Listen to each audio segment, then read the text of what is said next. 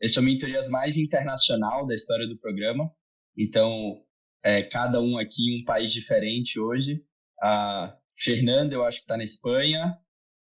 Daniel, no país da Paraíba. Brena, na Finlândia. Acertei? Finlândia. E eu tô aqui em São Francisco, nos Estados Unidos, para daqui a pouco indo para a GDC. Poxa, a Brena saiu, mas eu vou convidar ela aqui de novo. Deve ter sido algum problema de conexão. Voltou? Tudo certinho aí? Isso, melhorou, tá? Voltei. Não foi problema de conexão, foi minha gata. Apertou o mouse. Justo. A gente tem bastante participação dos pets aqui nas lives. Eles são super convidados. Como sempre, felizes. E também outro agradecimento às nossas mentoras pela disponibilidade, né? Que horas são aí para vocês duas? Só para a galera saber também. 1h34. E aqui 00:34. Aí, para você ver o comprometimento das mentoras do Mentorias. Madrugou, sextou fazendo live de UX UI aqui no Discord. Esse é o poder da indústria de games. Muito, muito obrigado. Muito obrigado mesmo. Então, para a gente começar aqui, oficialmente, os trabalhos, o que a gente sempre faz aqui de praxe do programa é uma rápida introdução sobre vocês. Então, o nome de vocês, onde é que vocês trabalham hoje, o que vocês fazem, né? UX, UI, mas mais especificamente, qual é o que vocês fazem na posição hoje. E a pergunta mais importante de todas, qual é o jogo favorito de vocês? Então, começando aqui da minha esquerda para a direita, com a Fernanda, Daniel e depois a Brena. Boa. Tá, então, oi pessoal, boa noite, eu me chamo Fernanda. Atualmente eu estou trabalhando na Rovio como UX Designer Senior. Eu fico bem pertinho dos game designers trabalhando na squad de features de um dos jogos do Angry Birds. Então, é um jogo que está live. Então, a gente cuida, quando eu falo feature, a gente cuida de todos os pedaços do jogo que os jogadores interagem. Então, são os eventos, o modo de jogo principal, os modos de jogos extras, onboarding, loja, enfim. Tudo que forma o jogo. E deixa eu ver o que eu faço lá. Eu tenho anotado aqui para não esquecer, gente. Então, se a pessoa olhar aqui do lado é porque eu não quero falar muito e nem falar muita besteira. Mas eu coloquei aqui que eu faço 4 coisas. Eu faço bastante pesquisa, né? Então eu faço bastante playtest com os nossos jogadores. Pego feedback de pessoal de comunidades, de player support para, né, trazer para o time e fundamentar tudo que a gente propõe dentro do time. Eu faço um pouco de benchmarking também, então se alguém pensa numa feature nova ou em melhorar alguma coisa que a gente já tem, a gente dá uma olhadinha no que os outros jogos estão fazendo, como que eles fizeram, então a gente traz esses estudos também para dentro do time. Eu também faço bastante análise do próprio jogo, porque é o jogo que eu tô, um jogo antigo. Então entender como é que o jogo tá, né, do ponto de vista de UX. Então usando heurística, usando, né, boas práticas de design, o que tá dando certo, o que não tá. E eu também faço um pouquinho de design junto com os game designers, que é no caso quando eles propõem features novas ou melhorias novas, eu acrescento a expertise de UX ali na proposta deles, né, para não deixar que eu trabalho com jogos mobile, né, muitas vezes o pessoal fica muito focado em melhorar, né, vou fazer uma feature para melhorar a métrica de monetização, então o pessoal de UX tenta, peraí, né, vamos ver como que isso vai realmente impactar o jogador, se realmente tem tudo a ver com a experiência que a gente quer disponibilizar para eles, né? E Bom, então isso é sobre mim. E jogo favorito? Bom, eu não tenho um jogo favorito. Eu acho que cada fase da minha vida eu tenho ou alguns jogos que eu jogo mais e que me chamam mais atenção. E atualmente eu tenho me interessado bastante por jogos mais focados em narrativa e puzzle. Então, os 3 últimos que eu joguei foram Baldur's Gate 3, que eu acho que todo mundo ouviu falar. Um outro que eu joguei, que eu gostei bastante, é o The Case of the Golden Idol, que é um de você pegar pistas e remontar o que aconteceu ali naquela cena. Então é bem puzzle, bem narrative driven, assim. E o último que eu joguei recentemente, que é uma visual novel. Eu não gosto de visual novel, mas essa visual novel foi muito, muito... Me impressionou bastante, que chama Scarlet Hollow. Que eu acho que foi o primeiro jogo que eu joguei que realmente as decisões que você toma na história mudam a história completamente. Então, eu lembro que eu comecei a jogar, eu fiquei jogando 5 horas seguidas, assim, sem parar. Só lendo e, meu Deus, o que vai acontecer? E se eu fizer isso? Enfim. Então acho que é isso do meu lado. Feliz de estar aqui. Show demais, show demais. Pô, um jogo que tinha uma pegada parecida que me fez ficar viciado era Until Dawn, que tinha essa coisa das decisões irem mudando completamente o rumo das coisas. Saudade, assim, demais desse tipo de jogo. Sua vez, Daniel. Vamos lá, né? Primeiramente, boa noite a todo mundo, para as garotas e mulheres que estão aí nos assistindo. Feliz Dia das Mulheres. Vocês cortam um dobrado grande para viver nessa sociedade complicada que a gente vive, né? Machista e etc. Vamos lá, sobre mim. Eu gosto de dizer que eu sou meio Batman, Bruce Wayne, né? De dia eu sou uma coisa e de noite eu sou outra. De dia, eu sou Senior Lead UX Designer na Cocu, né, uma das maiores desenvolvedoras de jogos aqui no Brasil. Atualmente, eu trabalho um pouco mais com a parte de gerir o time. Né, meio que praticamente saí muito do operacional de design. Eu estou muito mais hoje gerindo o time, administrando, entendendo as propostas que estão chegando de UI UX para o produto, dos produtos, na verdade, né, em PC, console, mobile, né? Hoje a gente recebe proposta desde proposta de vamos desenhar um conjunto de ícones, vamos fazer um grande porting de um AAA dos PCs para consoles, é sensacional, é um trabalho que me empolga bastante. E apesar de que em termos de operacional eu sempre fui meio canivete suíço, né? Desde a parte de pesquisa, benchmarking, entender as dores do usuário, pela parte de pesquisa de um pouco mais de design, até a coisa mais, vamos desenhar a tela, né? Vamos fazer a UI de fato, vamos pensar controle.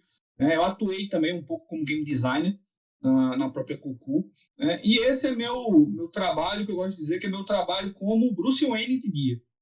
De noite, eu sou professor, nessa parte um pouco mais acadêmica, eu sou professor e coordenador num curso de jogos digitais aqui na minha cidade, né, que é um trabalho sensacional, a gente trabalhar na formação dos novos profissionais, né, tem uma experiência com pesquisa acadêmica aí também bem bacana, mestrado, doutorado na área, usabilidade, jogos, metodologia de design, jogos, né, e aí eu tento viver, né, com essas minhas duas personas, né, nesse processo aí. Meu jogo favorito, eu acho que talvez meu background entregue.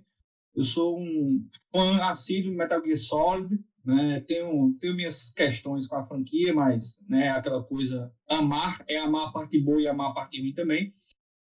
Né? E atualmente eu estou jogando Persona 5, mas assim como a Fernanda, eu tomei uma surra de Baldur's Gate 3, me apaixonei muito pelo jogo. É um jogo que ele, em termos de narrativa, ele te prende muito, em termos de mecânica, ele também te prende muito. Né? E agora eu estou jogando aí o Persona 5 também, que é um tremendo jogo. E tô aí para discutir aí com vocês aí essa área da gente aí que é tão bacana, tão cheia de oportunidade, tão cheia de coisa bacana para a gente discutir. Pô, show demais, velho. Show demais. A galera tava perguntando aí se você era de Recife, mas não, né? Paraíba. Não, eu sou de São Paulo, nasci de São Paulo, mas sou um paraibano de criação, né? E não estou em Recife. Né? A Cocu é uma empresa, um estúdio de Recife, mas hoje a gente tem gente trabalhando na Espanha, Portugal, Inglaterra, Paraíba, Pernambuco, São Paulo, Rio Grande do Sul, Norte, Nordeste, Centro-Oeste. A Cocu ela é bem internacionalizada nesse sentido. Né, show demais. O escritório de Recife eu ainda tô para conhecer. O Thiago me convidou para ir ano passado, mas tenho que me organizar para ir no Hack and Play ali, que é em outubro, para dar esse abraço na galera. Quando você for, avisa que a gente aqui é 3 horas mais ou menos daqui para Recife, a gente dá um jeito. Aí pronto. Vou avisar então. E para finalizar essa rodada aí, dona Brena. Opa! Oi, gente, boa noite. Eu sou a Brena, eu trabalho atualmente na Nyonkoi. É a primeira empresa de mobile, celular, da PlayStation.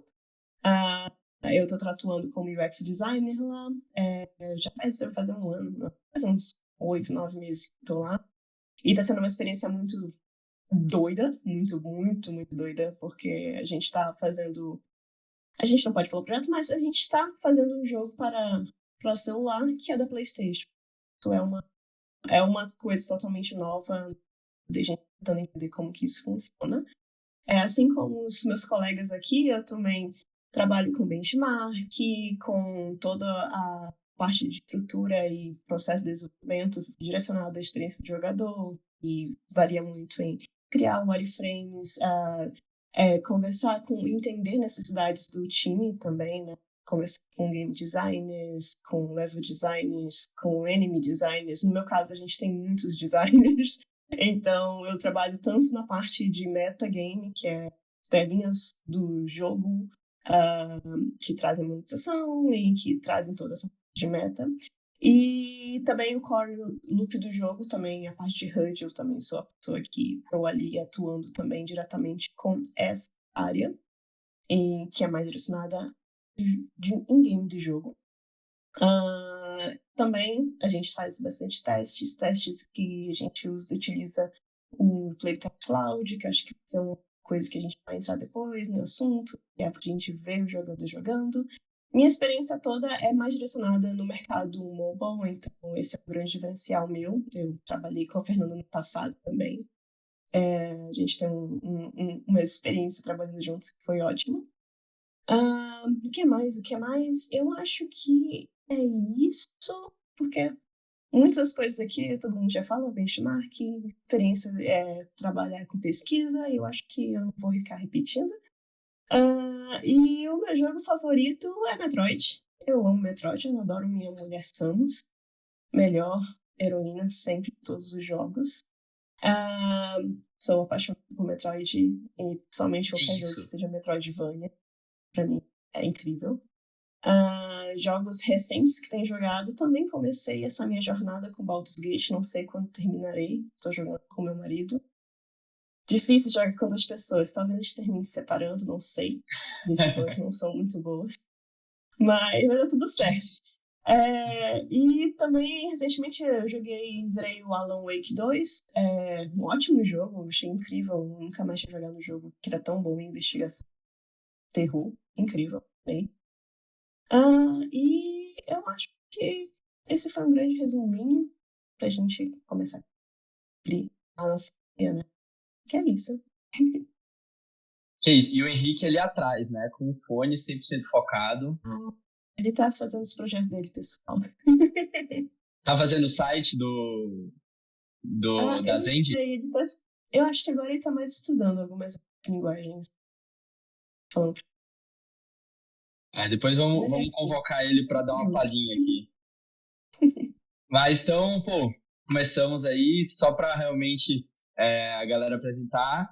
E para começar, assim, antes de entrar nas histórias pessoais, que eu acho que vai ser super bacana, porque eu já conversei com cada um aqui dos mentores pessoalmente e sei que todos eles têm uma história muito bacana, assim, para falar para vocês. Eu, como um leigo no assunto, eu queria saber, primeiro, o que é UX e o que é UI. Então, se eu não me engano, é User Experience e User Interface. Quais são as diferenças entre essas duas? E por que o profissional de UX por que o profissional é de UX e UI? Por que essas duas disciplinas andam tão juntas, né? Eu vejo muitas vagas de UX e UI. Por que as pessoas que geralmente são boas em uma são boas em outra? Qual é a relação delas? Aí não sei qual é a melhor forma de a gente dividir essas respostas, mas sintam-se livres aí para responder essas dúvidas de um leigo.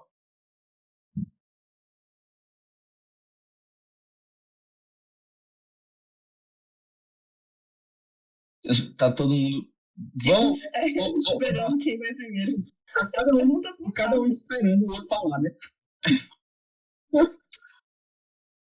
Vamos lá, deixa eu puxar e aí Daniel, as meninas. vai lá, puxa.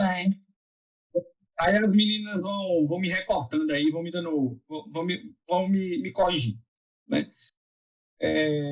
O X e o Y. O X, as duas disciplinas, na verdade, elas já entregam um pouco o nome. Né? A UX, ela pensa a experiência que o usuário vai ter. A gente pode pensar como se fosse duas camadas de uma mesma coisa. Né? E aí a gente acrescenta uma terceira disciplina, que é a de Game Design, que assim, todas as minhas falas e conversas e mentorias e discussões com alunos e etc., eu gosto de dizer que não dá para pensar as três coisas separadas. É um ponto. Assim, você consegue até atuar nelas de forma talvez um pouco mais pontual, mas se elas não estiverem bem entrelaçadas, você vai entregar um Frankenstein para o usuário, para o seu jogador, que não vai ser a melhor experiência que você quer desenvolver. Né? E aí eu acho que foi muito importante a Fernanda, na apresentação dela, trazer eu estou ali discutindo sempre com o time de GD, de Game Design, que é uma política que a gente também tem adotado aqui na Cucu. O próprio time de UX, ele é junto com o time de GD, né? Que meio que não dá para separar Game Design da experiência do usuário, porque são coisas que estão intrinsecamente relacionadas. A UI é mais fácil de a gente abrir aspas e explicar, porque a UI ela é tangível. Né? A UI é aquela coisa que a gente vê, né? A interface do usuário. Mas o UI também não é só telinha, como às vezes até a gente, num papo, não é menosprezando, mas a gente reduz a isso às vezes. Mas o UI não é só telinha. O UI é feedback sonoro, feedback mecânico, como o usuário interage com aquela interface, né? E a UX, ela acaba sendo um pouco mais como eu posso dizer, não tangível, porque, por exemplo, você está fazendo uma pesquisa, você está fazendo UX, você está fazendo ali um experimento de wireframes para uma feature que não existe ainda, é o X. Você está mapeando as dores do usuário, é o X. Você está mapeando requisitos de projeto, é o X. E isso muitas vezes o usuário não vê. Né? O usuário final ele não vê. Ele vê por meio da interface que acaba sendo um resultado de tudo isso. Né? Se eu compliquei mais do que parece, é para ser complicado mesmo. E aí agora eu vou deixar as meninas também darem os pontos dela. Ok, vou falar um pouco também. Mas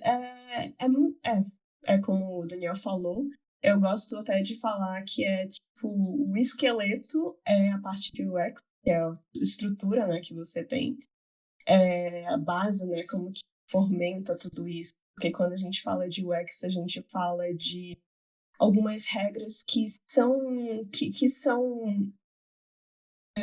que você vê em vários jogos, alguns padrões comportamentais E você vai colocar esses padrões comportamentais dentro do seu jogo, porque você sabe que isso vai ser fácil para o jogador, porque vai ter uma boa leitorabilidade, que vai ter, tipo, existem regras que a gente sabe que elas são importantes para essa experiência ser ótima para o jogador. Senão, você vai ter jogador quebrando controle, ficando chateado, saindo do jogo, e a gente não quer isso. E como é que a gente vai montar, né, esse corpo? A gente tem o esqueleto, que é a UX, a gente vai ter a parte de fora, né, que é a pele, que você tá vendo, né? Como que ele vai receber essa informação, né? Então, eu acho que eu gosto de colocar essa analogia de tipo, esqueleto, e aí você tem a pele e a parte visual, que é a parte de fora, que você vai mostrar para o jogador. Então, muito se fala assim, o UI é a mesma coisa que o UX é a mesma coisa que o UI. Mas eles são muito complementares, e a minha gata tá mexendo aqui, desculpa. Eles são muito complementares nesse sentido de que você precisa passar uma informação, mas você também precisa saber que informação você vai passar. Então, existem esses dois pontos, eles meio que conectam nisso e eles podem ajudar bastante. E como que são essas informações que você vai coletar? Como que você vai conseguir essa estrutura? Aí vem a parte, né, do ambiente de desenvolvimento, que a gente vai ter o game designer. Eu trabalho colaborativamente com game designers também, então, tipo, minha documentação vem primeiro com game designer, e aí eu passo a minha parte de UX, e no final a gente conversa, a gente fala, e a gente tenta decidir se aquilo ali que a gente está mostrando é interessante ou para entrega ou para o final, né, do jogo. E aí é interessante ver que também hoje eu sou focada em UX, não é bom dizer que, tipo, não, você faz UX e UI, você nunca pode se inserir nos dois lados.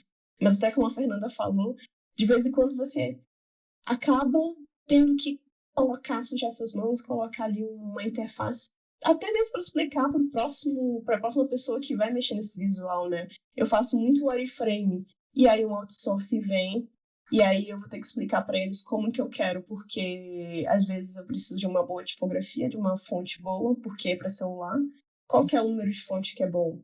Então, tipo, eles precisam ser guiados também com isso. Eu faço as minhas informações, passo as necessidades, a acessibilidade também envolve muito nisso, a gente tem que advogar por isso. E o UI tem que vir também com o contraste e como que a gente pode trazer essa melhor informação para aquele tipo de público, de jogador. Então, eu vejo que esses dois lados são complementares. Isso é bem... Eu queria acrescentar uma coisa. Eu trabalhei um tempo, né, com produtos digitais que não eram jogos.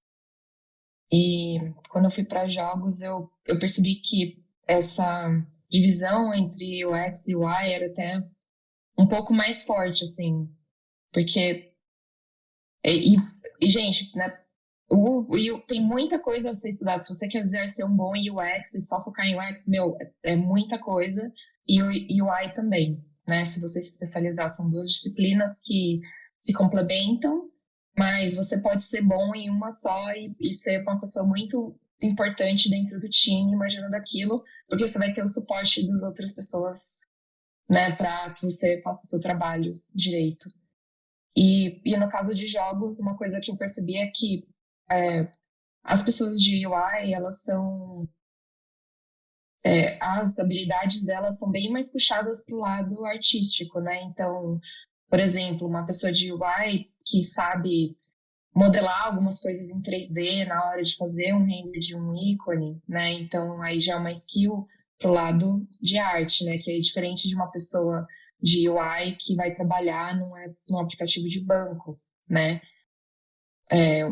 Um jogo mobile que tem algum tema de fantasia vai acabar sendo um pouquinho mais rebuscado, a UI vai ser um pouco mais rebuscada, mais detalhada, então tem que trazer aquela coisa de, né, passar aquela... de uma identidade, né, muito mais forte, assim, do que né, do que a identidade do banco, um banco Itaú e tal. Então, você esperar que, né, um UI artist também faça UX, às vezes até meio, tipo, putz, a pessoa tá se especializando em arte.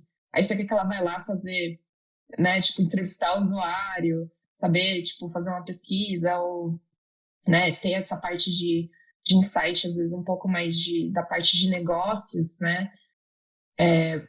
Eu sei que existem umas pessoas assim, que são fora da curva, mas pro time ser saudável e dar tudo certo, eu até acho importante que as duas disciplinas sejam separadas por indivíduos e elas se complementem na hora de fazer um trabalho ali, né, junto com os game designers e, enfim, com os PMs e tudo mais. Então, enfim, só queria acrescentar, porque todo mundo, o pessoal já falou bastante, assim, das diferenças. Galera, eu saí aqui só com a câmera rapidinho, porque eu vou ter que descer aqui para abrir a porta. Aí vocês vão assumindo aí, podem ficar discutindo, e aí, se vocês até quiserem responder umas perguntas aqui do chat, perguntaram se UX UI tinha que saber mexer com engine, se era uma coisa que valeria a pena. Então, se joguem aí, por favor, durante os próximos 5 minutos. Eu só ia complementar um pouco o que a Fernanda falou sobre a questão da diferença, que acho bem importante, que também quando eu dou mentoria pergunto, qual a diferença que tem de UI de jogo para a UI comum que a gente tem, né? Então, tipo, durante o processo de desenvolvimento de jogo, você tem que também pensar na motivação e no estilo, ou até mesmo no gênero desse jogo. Então, em todas as empresas que eu trabalhei, a gente sempre determina o diretor de arte, né? Eu não. Mas às vezes eu dou meu pitaco. Querendo ou não, a gente está advogando pelo usuário, então o benchmark ajuda nisso.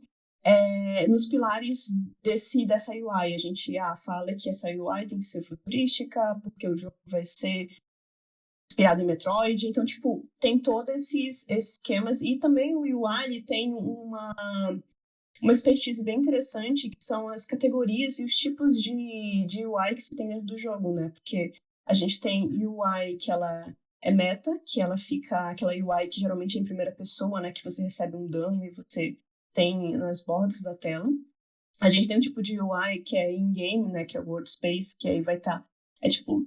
durante os minions do League of Legends ou os próprios heróis do League of Legends que ficam, né? Então, tipo, aquele tipo de UI. Então, tipo, tem uma expertise que você tem que saber o que é relevante também para esse jogo. Então, o UI, ele carrega essas expertises, eu acho bem interessante. E uma coisa que eu acho que eu vi aqui no chat, que eu achei interessante, é que, tipo, eu faço UI UX no meu estúdio. Não é um problema. Eu comecei assim, eu comecei com startup, então eu tinha que fazer tudo, inclusive implementar. E eu acho que isso me ajudou bastante, porque assim, eu descobri o que eu queria da minha vida. Eu percebi que UI é um processo muito artístico e você tem que revisar e tentar achar as melhores cores. Eu não sou boa com cor. Então, eu comecei a descobrir qual que era o meu caminho de direção quando eu entrei. Tipo, eu comecei com os dois. Aí, UX eu gosto muito de ver gente jogando e avaliar isso. Então, tipo, também é um bom caminho para se começar e você talvez se encontrar no futuro. Porque em grandes empresas você vai perceber que eles separam muito bem, mas em pequenas empresas realmente você vai ver bastante vaga de UI UX, e aí eu acho que vale muito você entender como que é essa mentalidade dessa empresa. Eu comecei com UI UX, depois eu continuei com UI UX para console, e aí sim eu só fui direcionando o UX para mobile, e aí eu fui me apaixonando, e essa foi a minha, enfim, essa foi a minha parte da minha jornada.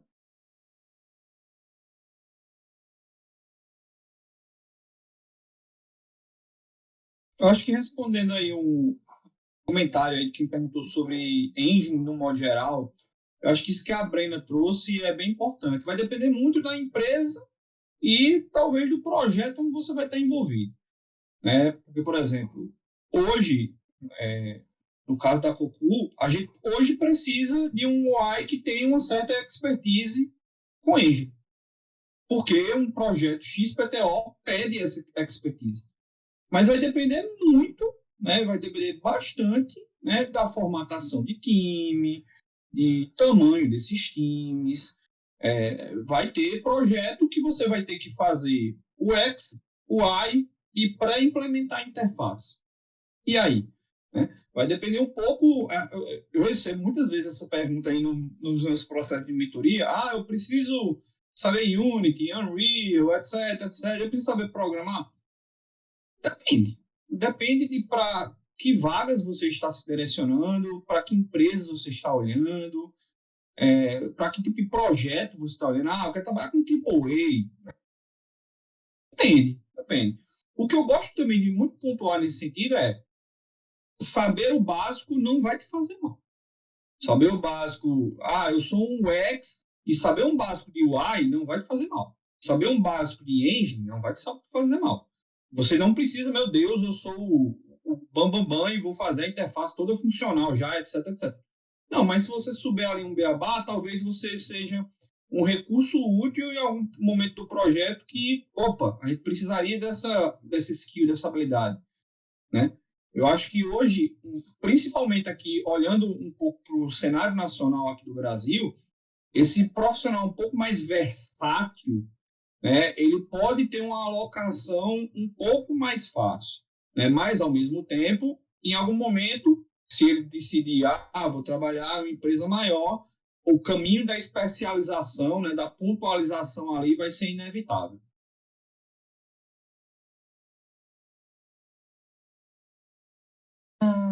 E também só complementar. Não ouvi mais. Oi? Ok.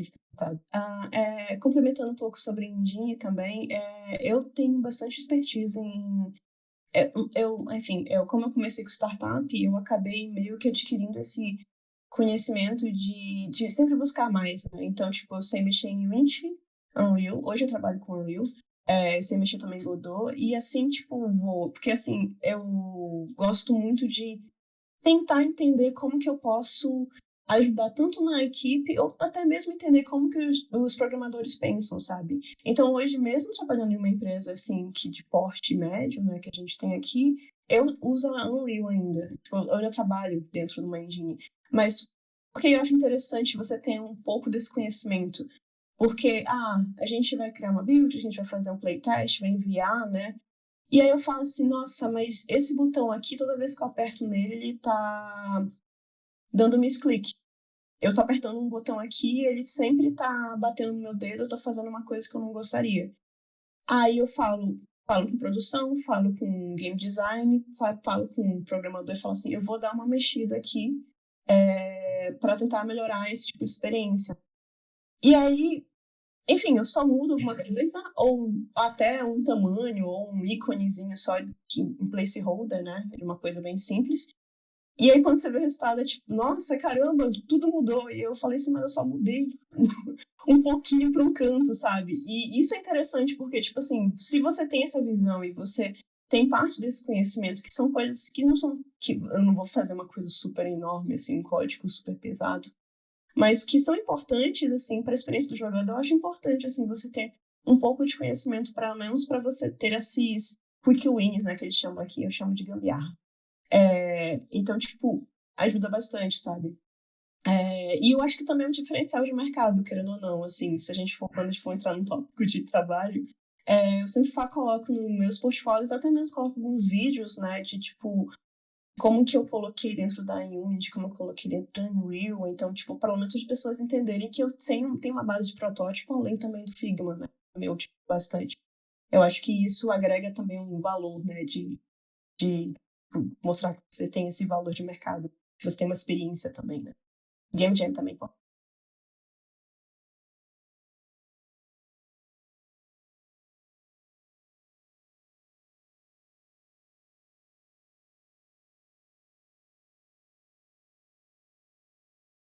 Tem uma pergunta ali do Felipe Vergara, que era sobre o que um GD precisa estudar para se aproximar mais de UI UX, né?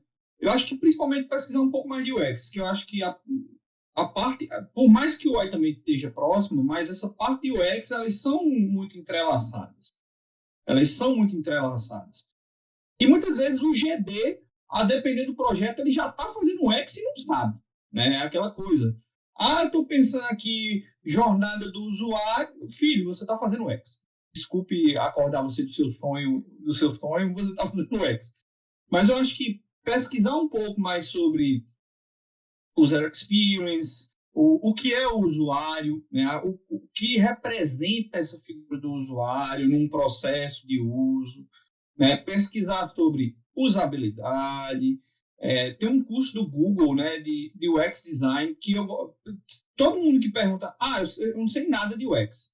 Dá uma olhada nesse curso, é um curso relativamente, inclusive, barato, né, que ele vai te nortear de você sem nada. Opa, agora eu sei o que é. Né? Eu acho que para GD, para game designers, já é um norte. Né? Mas aí também depois cai em literatura, Nielsen, Norman, etc., já vai dar um norte bem bacana aí. Cheguei. Eu acho que também eu recomendaria o livro do Chefe da Fé, do Rafael Lima. Eles têm um livro de... Minha gata. Ele tem um livro sobre introdução de UX em jogos, e ele é gratuito, então podem depois procurar o nome aqui no Amazon, mas é incrível, assim, é um introdutório, mas eu acho que é um ponto de partida para você começar a pesquisar mais, a saber um pouco das heurísticas, um pouco, tipo, de regrinha que a gente utiliza bastante. E querendo ou não, tipo, tá muito junto com o Nielsen, mas ao mesmo tempo a gente tem a motivação também do jogador. Eu acho que é uma diferença do UX de aplicativo que a gente não tem. E também eu recomendo Stadia Holding. Diva. Show, cheguei aqui com o barco andando. Já vi que a galera o Mal mandou algumas perguntas aqui também, mais específicas. Eu não sei se vocês já responderam, ele acabou de mandar. Ainda não, manda pra gente.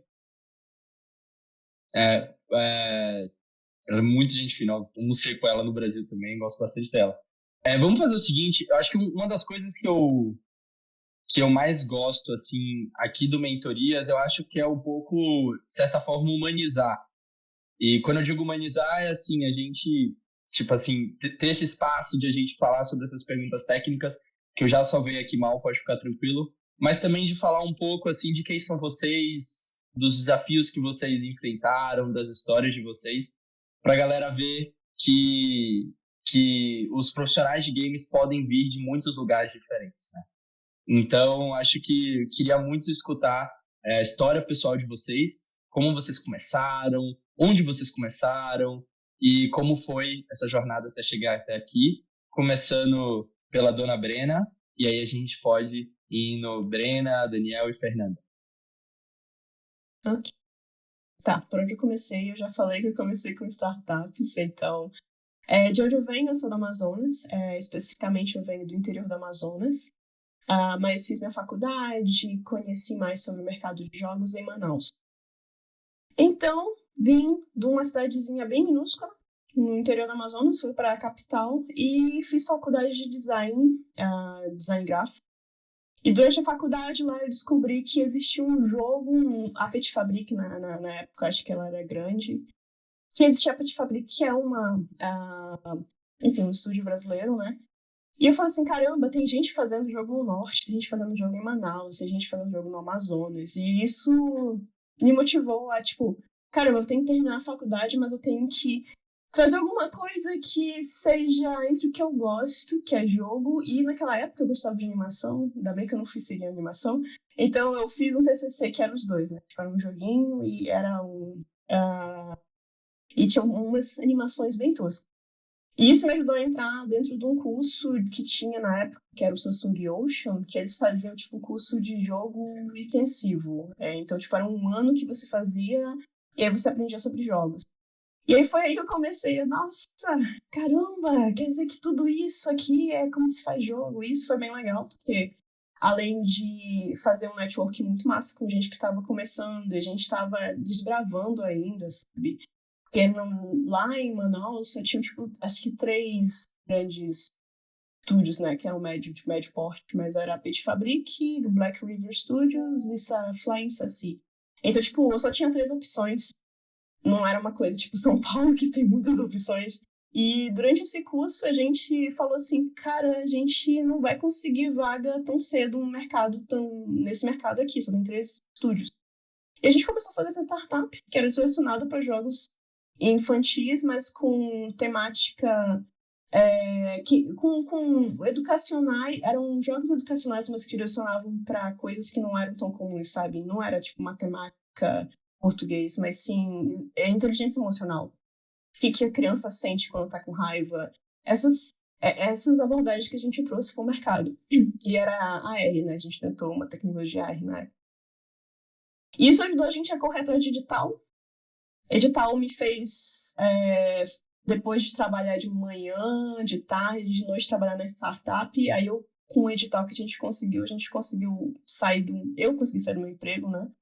E eu sabia que eu tinha dinheiro por 6 meses, assim. E foi correndo atrás de fazer esse sonho continuar, né?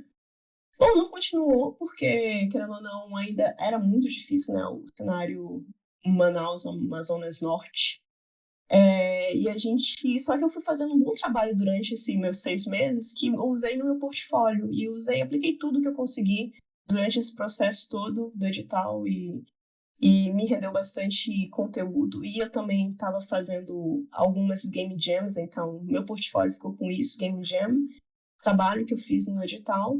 E aí foi quando eu entrei na Black River Studios, que era o estúdio de Manaus, por conta de network também, então, tipo, ir pra meetup, conversar com galera, mostrar o que você tá fazendo, me ajudou a conseguir essa vaga. Fiquei mega nervosa, primeira vez na minha vida que eu tava, tipo, num estúdio mesmo, tipo, um estúdio com 40 pessoas. E isso pra mim foi foda, assim. Desculpa a palavra. Mas, enfim, comecei com isso, fui de console, que tava fazendo coisa de PC e celular, fui pra console na Black River, a gente lançou um jogo bom, conheci muita gente incrível. Aprendi que existia um processo por trás, que ninguém fala de PM ou PO, que são os produtores, e aí eu conheci que existia uma hierarquia, e isso me ajudou bastante experiência boa. E eu me mudei para São Paulo, comecei a trabalhar na Black River. Depois da Black River, eu entrei na Wildlife, comecei a trabalhar com Fernanda. Fernanda foi a pessoa que me entrevistou. E caramba, eu direcionei totalmente parte da minha expertise realmente em UX. E dentro da Black River eu percebi que eu gostava muito de fazer o wireframe, e isso me ajudou bastante. E aí eu direcionei todo o meu portfólio para UX. E foi quando eu entrei na Wildlife, a gente fez uns projetos muito bons. Eu entrei em um jogo que era o Sky Warriors, e eu era 100%, cada UX lá era um UX de jogo, então, tipo, eu fiquei só nesse jogo. E, caramba, eu tive contato muito grande com muita gente de fora, principalmente, tipo, o nosso lead, ele era de fora, né, gringo, então, tipo, caramba, eu comecei a explorar mais coisas, ainda mais, tipo, eu não era tão boa no inglês, né, não sou tanto, mas isso me ajudou a ver que o mercado, tipo, não era só, tipo, o Brasil, mas também que dava para ir para fora. E eu conheci muita coisa sobre heurísticas, processo. Eu sempre pontuo heurísticas porque era uma coisa que tá na pedra e, querendo ou não, se você não conhece, você precisa conhecer para poder quebrar ela. Depois disso, eu consegui uma visibilidade, meu portfólio melhorou bastante, a gente conseguiu uns prêmios de UX, né, por conta do meu jogo. E eu fui visada pelo pessoal da Polônia, da Ten Square Games. E a Ten Square Games, eu trabalhei remoto, né, de São Paulo, e eu fiquei trabalhando de madrugada, mas me rendeu bastante, tipo, visão de fora. Como que o pessoal de fora tem uma vida mais balanceada? Porque a gente era tão acostumado a, tipo, meu Deus, a gente precisa fazer o melhor jogo no mundo e passar bastante tempo fazendo esse jogo. E a gente vê que o pessoal da Europa, tipo, deu 5 horas, todo mundo vai embora. Chega disso. Se a sua vida é diferente do seu... A sua vida não é o seu trabalho. E isso é tão bizarro pra gente, principalmente pros jogos, que a gente é tão apaixonado pelo que a gente faz. E pra mim, no começo, foi meio esquisito. Mas me ajudou também a entender como que era a dinâmica de trabalhar remoto, como que era fazer documentação mais direcionada em inglês, tudo isso mesmo, foi muito legal. E depois eu tenho Square. Do nada, alguém apareceu no LinkedIn falando assim, a gente viu seu portfólio. E isso é uma coisa bem legal. Tipo, toda vez que alguém olhava pro meu portfólio, ficava assim, nossa, caramba, como que ela tem tudo isso? Mas é porque eu acho que vale muito você preparar a sua... como eu falei, na parte de UI é importante que a pessoa vai ver. Então, a experiência começa desde o seu portfólio, como que as pessoas vão enxergar você. Então, eu sempre tentei muito deixar meu portfólio sempre atualizado. E, enfim. E aí apareceu essa proposta da PlayStation, eu estava em João Pessoa, com os meus amigos, do nada popou um cara falando assim, a gente viu seu portfólio, a gente quer fazer entrevista, a gente é uma empresa da PlayStation. Eu falei assim, quê? PlayStation? E quando eles foram conversando comigo, e eu fui sentindo muito, né, como que era essa estrutura, o que eles me proporcionariam no futuro. Cara, eu me apaixonei e eu me mudei pra cá, pra Helsinki, pra um lugar super frio, eu acostumada com 50 graus do Amazonas. Aí agora eu tô aqui e, tipo, tá sendo uma experiência tão incrível, tão enriquecedora, porque eu acho que durante todo esse processo de até entender o que era UX e encontrar pessoas que entendem o que é UX, é muito satisfatório, sabe? E tipo, de vez em quando eu me pego vendo uma neve caindo e falando assim, caramba, o que eu tô fazendo na minha vida? Tô aqui. Aí você recebe um e-mail, você abre seu computador, tem uma logo da PlayStation, tu fala assim, caramba, eu trabalho na PlayStation. Caramba, e essas coisas assim são tão pequenas, mas tipo, da startup que eu comecei pra onde eu tô agora, é muito surreal, sabe? Eu comecei em 2014, foi 2014, então tipo, também não foi tão rápido, mas valeu a pena, sabe? Cada mentoria que também que eu recebia, cada game jam que eu fiz, então isso foi bem legal. E é isso. Eu só tenho que dizer que muito que me ajudou bastante também foi networking, participar de bastantes eventos. Eu faço também parte de comunidades de mulheres, então isso também me ajudou a me manter no mercado, que já que a gente está falando sobre o Dia Internacional da Mulher, né? É importante citar que muitas mulheres me ajudaram, muitas mulheres me apoiaram, e eu apoiei muitas mulheres nesse cenário, principalmente quando você vai apresentar seu jogo em alguma conferência. E aí, do nada, aparecem umas meninas assim, tipo, olha, você faz jogo, eu faço. E aí, caramba, a gente começa a conversar. E aí, hoje a pessoa tá fazendo jogo também. Então, tipo, isso é muito legal, é muito satisfatório você ver que existe uma energia, é uma comunidade que a gente é tão pequena ainda, mas que a gente pode se ajudar. Assim, é muito, sabe? Então, falei demais, mas é isso. Que é isso. Pô, muito, muito, muito feliz de escutar a sua história. Você já tinha me contado um pouquinho, tinha me dado um spoilerzinho na mentoria que a gente teve, mas, pô, muito feliz. E uma pergunta, você faz parte da Women in Games já? Woman in Games ou a Woman Game Jam? Because Women in eu Games. faço Woman in Game? Não. Eu faço Aí, parte da ó, Woman eu já in vou... Games, da Game Jams. Deixa eu pegar aqui o projeto para mandar para a galera, que é um projeto que eu sou muito fã da indústria de games e que temos muitas mentoras que são da Women in Games. Então, eu vou... Deixa eu mandar aqui no chat para a galera. Que é um programa super legal, a Andressa, a Yasmin, eu acho que talvez a Erika também. Então aí depois eu vou te mandar, e aí eu até já falo com essas mentoras aí para ver como é que funciona o processo. Se a Fernanda ainda não tiver também, eu acho que você vai gostar. Tem algumas iniciativas bem bacanas. Mas, enfim, acho que o próximo na lista é o Daniel. Vamos lá. Minha trajetória ela é meio doida, meio engraçada. Não vou me estender muito, não, até porque, né, dada a cor do meu cabelo, do cabelo da barba, né, se eu for contar aqui vai dar 3 horas da manhã conversando.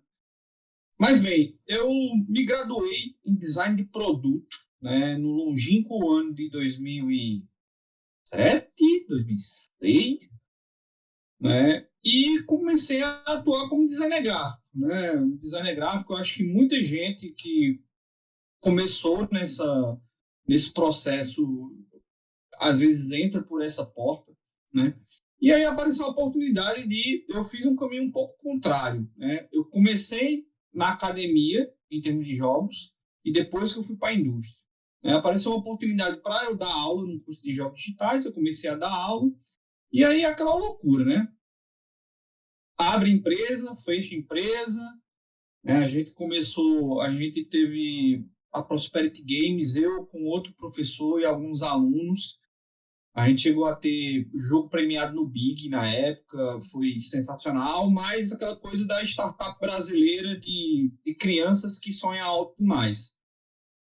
Quer fazer um jogo que é grande demais, não entende nada de processo, não entende nada de produto, pensa que vai fazer o jogo ali no quintal de casa e quando você vai ver, você precisa de um investimento de meio milha de reais que não existe, que não tem. A empresa fechou, eu voltei a dar minhas aulas, voltei a trabalhar com design de produtos, artefato digital, design gráfico, etc. E fui nesse processo entrando né, na indústria de games. Né? Fiz alguns freelas, fui fazendo freela, e aí fiz o meu mestrado, fiz o doutorado, e numa bela tarde, numa terça de carnaval, a Duda, né, a RH lá da Cocu, e aí era terça de carnaval mesmo, não é exagero não. A Duda, sensacional, eu sei que ela não está assistindo, porque hoje é loucura. Ela mandou uma vaga para mim e disse, Dani, isso aqui casa com teu perfil, a gente já vem olhando para tu aí enquanto profissional há um tempo, a gente quer saber se você tem interesse. Aí eu, bora. Comecei na Cocu como game designer, né, fui me desenvolvendo e aí dentro de game design, eu fui fazendo a parte de UX, né, fui escalando a coisa, né, fui fazendo um bom trabalho, reconhecimento, projeto importante, entregando bem, etc, etc, etc. E aí a Cocu chegou para mim com essa missão de vamos estruturar o departamento de UI UX, porque num primeiro momento o UX não existia, e existia o iArtist que faziam o UX. Né? E aí, quando chegou a bola para mim, eu vi como uma oportunidade sensacional. Eu digo, não, vamos estruturando, vamos começar a montar aqui. Mudou o head da área de criação, mudou, e aí ele também passou, o Tami, beijo, te amo. Ele também passou a acreditar muito no meu trabalho, dizer, Dani, vamos embora, estrutura o time, vamos montando aqui. E aí estamos nesse processo, né? Eu gosto de sintetizar um pouco minha experiência nesse sentido. E hoje na Cocu, a gente, como eu pontuei anteriormente, a gente lida com projetos de escopos totalmente diferentes. Né? Como eu disse, parcerias com empresas AAA de todo mundo, a projetos de 3 meses que vai precisar de uma locação ali muito específica. Né? E minha trajetória ela envolve muito o amor aos jogos. Né? Assim, como a Brena pontuou, lá fora é bacana, né? O cara, às 5 horas, ele consegue sair do escritório e hoje, se eu juntar Bruce Wayne e Batman, eu estou trabalhando feito louco. Né? Mas muito porque eu gosto do que eu faço. Eu acho que, por mais que a gente trabalhe por dinheiro, né? Ninguém vai enganar seu ninguém aqui, né?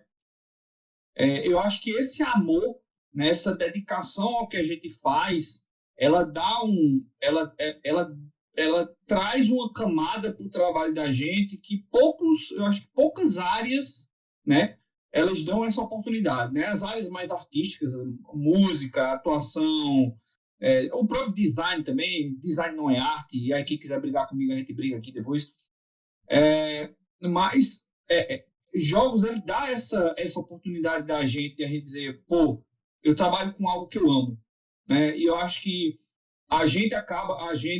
todos nós que atuamos na área, a gente acaba sendo muito advogado disso, né? De tipo, olhe para isso, às vezes é para olhar como trabalho, sim, né? Mas se você tem essa chaminha no seu coração, coloca essa chaminha no teu trabalho que vai ser um diferencial bacana. Pô, esse terminou com chave de ouro, essa coisa ali. Fiquei até motivado a virar UX UI depois desse final aí. Pô, que é isso. Filosofou, velho, filosofou. Acho que uma pergunta que eu fiquei muito curioso, assim, que você teve essa experiência muito forte na academia também. Então, sendo professor durante muito tempo e hoje como até coordenador do curso. Quais são as diferenças que você enxerga entre estar na academia, desenvolver na academia e estar dentro da indústria? Ótima pergunta, cara. Assim, vai depender muito do curso. O curso lá de jogos digitais da gente, ele já foi sempre um curso muito formatado em entregar nosso aluno para o mercado, né? De tentar entregar um cara que esteja pronto para o mercado. Mas eu gosto muito de dizer eu gosto muito de analogias. A Breno utilizou uma analogia, eu amo analogias, né? Treino é treino, jogo é jogo, né? Academia é treino, é prática. O professor tá lá, bonzinho, ó, notinha, você tirou 5, oh, meu Deus, sei o quê. No mercado a gente não tem muito isso, não. Vai receber feedback negativo, vai tomar pancada, né? Apesar de que, graças a Deus, as empresas onde eu trabalhei, as pessoas que eu tenho contato são super humanas, super tranquilas, mas o mercado julga. O mercado é um pouquinho mais puxado, né? A atuação no dia a dia, ela é muito mais puxada. Enquanto que, academicamente, você vai estar num processo de transformação, né? No caso do curso de jogos, a gente recebe muito, o aluno normalmente é muito novo, né? Justamente por esse lance da paixão. Eu quero trabalhar com jogos, eu quero trabalhar fazendo LOL, eu vou fazer o próximo LOL, não sei o quê, tal. E o aluno, ele acaba, por essa paixão, às vezes se iludindo muito. E aí, às vezes, também vem um trabalho da gente, professor, a gente, mentor, de acordar um pouco, abrir um pouco o olho do cara, de, olha, academicamente é assim, mas no mercado é assado, né?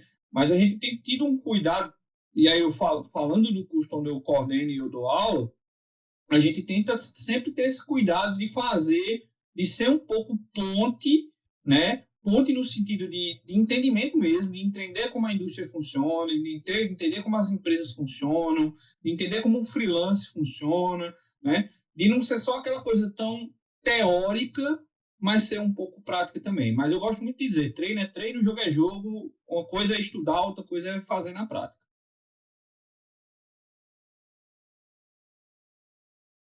Pô, show demais, faz bastante sentido isso. Faz bastante sentido. E eu acho que também são coisas que acabam se complementando também, de certa forma, né? Eu acho que sua experiência nessa academia vai acabar também te ajudando a ter uma visão diferente, até essa questão da didática também, ter que lidar com o aluno deve ser um desafio e tanto. E para a gente finalizar essa rodada de histórias pessoais, Dona Fernanda. Vamos lá. Bom, eu sou do interior de São Paulo, na verdade, e eu tenho entrado numa universidade pública na capital.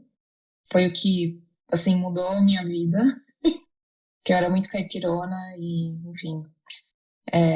Então, eu me formei em design na USP e foi lá que eu descobri que fazer jogos era uma possibilidade, né? Eu sempre fui gamer, meu primeiro videogame foi o Super Nintendo, aí, enfim, joguei todos os Nintendos até o Switch atualmente, mas nunca tinha passado na minha mente que, putz, dava para fazer jogos, né? Então, em 2010, quando eu entrei na USP, enfim, fui conhecendo as pessoas, né? Nossa, meu Deus, cidade grande, né? Pessoas que são de São Paulo, né? Que têm outra vivência, enfim, falando sobre as coisas. E então, durante a minha graduação, eu acabei participando tinha um grupo no Instituto de Matemática de Jogos, né? Umas pessoas da minha própria classe, né, da minha turma, falaram, tipo, tem Game Jam, né? Tipo, bora participar do Game Jam. Game Jam, o que é Game Jam, né? Fui lá, dormi no chão, enfim, de vários lugares, em São Paulo, da Unesp, da Unicamp, enfim, teve uma época que em São Paulo tinham várias Game Jams acontecendo. E, enfim, eu tentava participar, mas eu via como uma coisa meio de, tipo, hobby, enfim, de estar ali com a galera, Eu queria, tipo, bagunçar lá com o pessoal e fazer alguma coisa divertida. No final, a gente sempre saía com alguma coisa jogável, via os jogos das outras pessoas. Inclusive, teve até Game Jam que eu participei, que tinha o pessoal da Big Boss, da Mini Boss lá, tipo, outras pessoas, né, de que hoje são, né, referências, assim, jogos também começaram assim, né? Mas na época, tipo, foda-se, tô aqui, tipo, conversando com a galera e é isso aí. E, então, e também, né, como, enfim, todo mundo aqui já comentou, né, não existiam muitas oportunidades de jogos no Brasil, pelo menos não... não ali pra eu fazer, né, tipo, um estágio, alguma coisa, né. Eu lembro que tinha a TEPS, tinha umas outras empresas um pouco menores ali em São Paulo, mas nunca tinha, tipo, vaga de, né, sei lá, tipo, UX design, né, que era ou alguma coisa de produto, que era a área que eu estava me interessando mais durante a minha graduação, né, que eu estava me formando em design de produto especificamente. Tipo, eu era ruim em desenhar, tipo, design gráfico horrível. Eu pensei um pouco em ser game designer. Eu gosto, tanto que eu até fazia jogo de tabuleiro, jogo de carta, eu achava divertido. Mas quando eu ia né, tipo, já fiz entrevista na Pepsi, enfim, já conversei com gente lá. Tipo, putz, que você ser game designer, você tem que manjar de matemática, saber umas coisas, assim, mais loucas, que eu tava, tipo, não tô com cabeça pra isso. Eu falei, só vou então fazendo as coisas de design que eu queria fazer. Então, eu fui trabalhar com um produto mesmo, né, com um produto digital mesmo. Então, eu trabalhei bastante tempo em consultoria. Para produtos digitais, normalmente eram bancos, né? Teve uma época que banco que estava mais focado na experiência. Então, sempre que você fosse, né, pelo menos ali em 2014, 2015, se você queria entrar em UX, em design de produto, você ia entrar num banco, né? Porque acho que foram as primeiras empresas assim que estavam dando mais atenção assim para essa área. Então, eu aprendi bastante sobre pesquisa, porque eu estava em consultoria. Depois eu acabei indo para um banco, trabalhei bastante tempo com produtos financeiros. Só que, né, eu, enfim, sempre gostei de jogos, ainda tinha contato com pessoas, né, aí eu conhecia pessoas que trabalhavam na Wildlife, que trabalhavam na TEPS, tipo, amigos próximos meus. Mas eu falava, tipo, sei lá, tipo, talvez algum dia, né, vai ter UX lá, e aí eu penso em me aventurar nesse mundo. Então, enquanto eu fazia, né, tipo, eu tinha que trabalhar para sobreviver. Então, quando eu trabalhava, depois eu me formei e tal, eu continuei participando de Game Jams, né? Eu continuei contato com o pessoal e, enfim, continuei fazendo essas coisas pequenas, mas eu tentava, tipo, putz, o que eu aprendia em UX, né, tipo, tanto que eu sabia que eu aprendi na graduação, quanto que eu aprendi, né, trabalhando, eu tentava aplicar, né, ali na Game Jam, eu tentava fazer alguns... tem posições diferentes, né, tipo, putz, agora você tentar ser um pouco meio producer, vou tentar também fazer um pouco de UI, vou mexer na engine, enfim. Eu ia também, igual a Brena falou, eu ia testando outras coisas para ver o que eu gostava, e se eu não tava, né, só, enfim, apaixonada por gostar muito de jogar, e se era o que eu queria mesmo, né. Mas, enfim, eu me divertia muito, então eu achei que poderia dar certo. E foi quando deixa eu lembrar, acho que foi em 2020, eu vi uma vaga na Wildlife de UX para trabalhar com os jogos mesmo, na parte de mobile. E foi quando eu apliquei e aí eu consegui entrar, que eu acredito também que na época a Wildlife estava, né, investindo tinham pessoas interessadas em trazer UX para a empresa e também em trazer, né, pessoas, né, tipo mulheres, enfim, né, que acho que foi quando eu entrei, depois a Brena entrou, então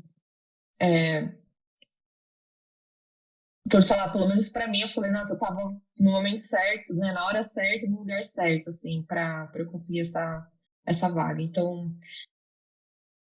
enfim, essa é a minha história de como eu cheguei. Então, a Wildlife foi a minha primeira experiência profissional com jogos, né, mas antes eu trabalhei, enfim, com jogos não, com produtos financeiros por um bom tempo, como product designer, como UX designer, enfim.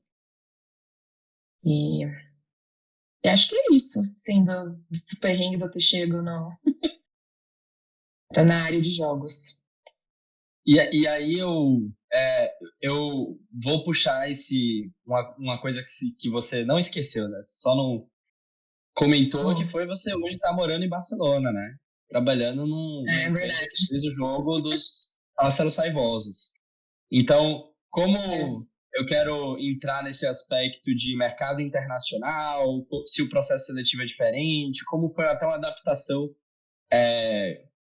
adaptação cultural e até climática, que eu sei que é bem diferente. Uma coisa que eu queria perguntar, uma pergunta bem rapidinha para a gente finalizar isso. O que é que vocês mais gostam na profissão de vocês? E o que é que vocês menos gostam? Começando pelo Daniel, e aí depois a gente faz Fernanda e Brena para dar uma mexida aí nas horas. Olha, eu adoro trabalhar com pessoas, né? No sentido de, como eu no momento estou nessa parte mais gerencial do time, eu adoro trabalhar com pessoas, eu tenho hoje uma pessoa no meu time que ela está trabalhando no projeto dos sonhos dela, literalmente, né? Que ela disse, Daniel, eu estou realizando um sonho de vida trabalhando com essa grande franquia AAA que eu vou trabalhar. E, poxa, isso para mim foi sensacional. Eu ver um aluno se tornando uma pessoa melhor, um profissional melhor. Eu adoro trabalhar com pessoas nesse sentido. Na parte de design, eu diria que trabalhar entendendo como o usuário vai perceber aquela feature, aquele jogo que a gente está projetando. Eu acho isso sensacional. Né? Parte ruim, prazo. Né? Não sei o caso das meninas, mas eu só estou trabalhando com prazo doido. Só chega, isso aqui é para... Quando a gente fala 6 meses, a depender do jogo, 6 meses não é nada. Às vezes, algumas propostas com prazo apertado. É complicado. É complicado trabalhar com prazos reduzidos. E em design, na parte de design, é o que eu não gosto de trabalhar. Eu não gosto de trabalhar com finalização de UI. Às vezes eu gosto de terminar a tela, de montar uma telinha bonita e etc, etc. Mas preparar ela para ir para a engine, etc, etc, não é muito minha vibe. Acho que consegui responder.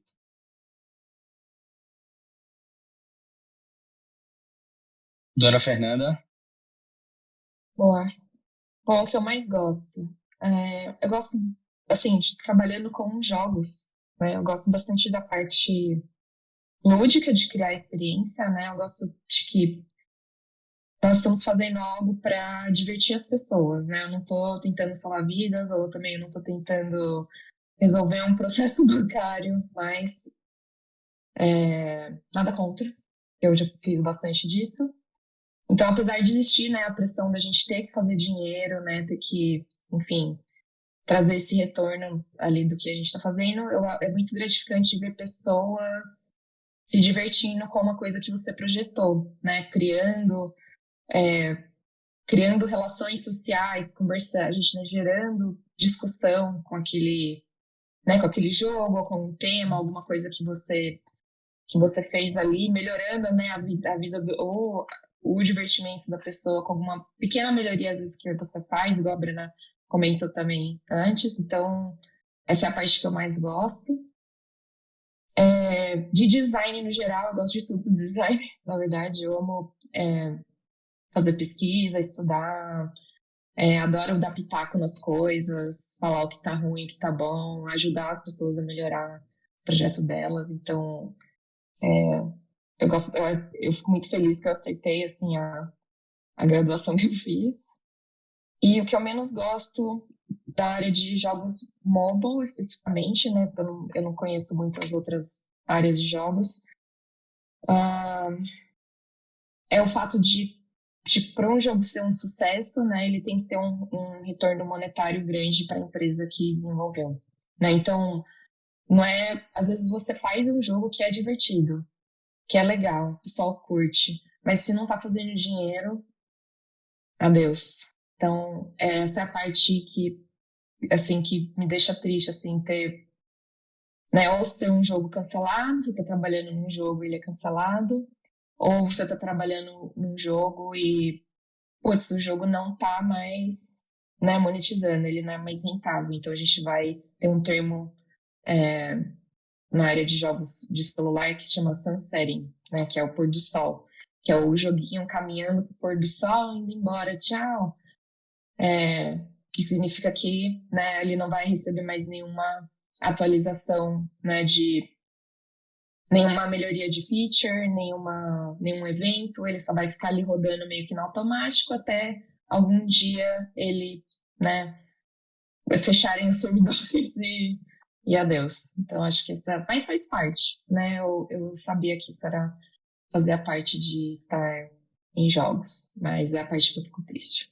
Eu não conhecia esse termo sunsetting, mas acho que deve ser uma coisa bem de live ops, assim, muito interessante. Interessante. E, para finalizar essa rodada rápida aí, dona Brena. Eu também, acho que todo mundo que já falou de experiência e ver jogador jogando e ver esse feedback, eu acho que é a parte que eu mais gosto. É estar assistindo os vídeos e falar assim, não vai por aí, não. Tá bom, deixa eu notar isso aqui. E aí, tipo, caramba, eu achei um problema e eu tenho que resolver isso. Eu acho que essa é uma coisa que eu amo muito, resolver problemas, sabe?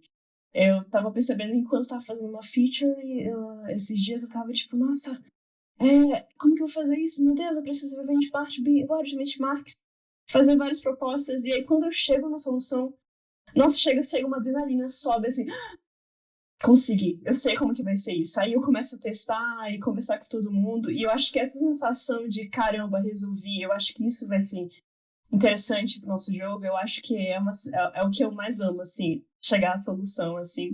Que eu sei que não vai ser uma solução super final, a gente precisa fazer protótipo para poder ter isso, mas essa sensação para mim é incrível. O que eu não gosto do Sunset é interessante, também, eu acho que é uma coisa também que trabalhando com celular, com mobile, é bem complicado. Eu vou pontuar então uma coisa mais diferente. Não tô passando por isso agora, mas no passado, a gente já teve muito PM, né, que é o pessoal que é produtor, querendo saber mais sobre a monetização, querendo trazer monetização para o jogo, né? Só que de uma forma muito errada, às vezes muito invasiva para o jogador.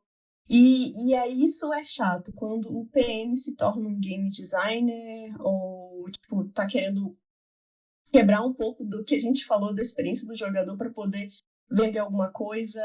E isso não é. A gente quer que se divirta, que o jogador se divirta e que ele traga um retorno, mas que seja no pacing dele, sabe? No tempo dele. E já teve no passado, traz uma documentação, a gente quer assim, a gente decidiu isso aqui, e você trabalha na UX em cima disso. Isso é complicado. Tipo, se você já vai me dar uma coisa pronta, assim, você vai ter que arrumar, você vai ter que fazer a famosa gambiarra em tudo para poder chegar numa boa experiência pro jogador. Esse tipo de coisa eu não gosto. Ainda bem que hoje eu não tenho mais isso, mas isso era uma coisa que eu não gostava no passado bastante. E é isso.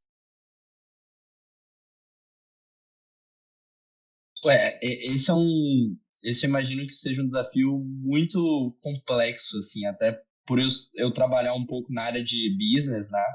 Mais focado em como é que a gente vai trazer receita. E até mesmo, assim, trazendo um pouco a perspectiva da forma como eu gosto de fazer negócios, eu não odeio vender. Então, às vezes, até como é que você consegue balancear essas coisas, né? Deve ser um desafio ainda mais forte, assim, do time de criativo e do time de monetization. Na Wildlife, então, imagino que devia ser realmente